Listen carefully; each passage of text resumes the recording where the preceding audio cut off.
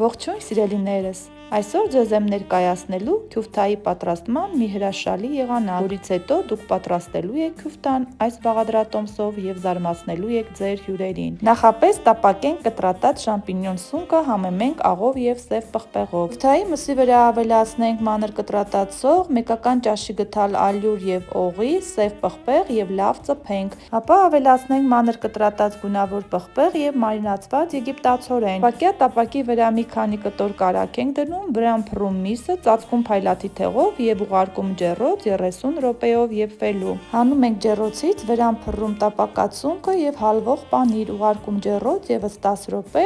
և ահա վասիկ հրաշալի թավա քյուֆտան պատրաստ է, կտրատում ենք և մատուցում։ Սիրելիներս, շատ գեղեցիկ տեսք ունի և համն էլ անմահական։ Հետևեք իմ էջին, պահպանեք տեսանյութը և դուք էլ անպայման պատրաստեք։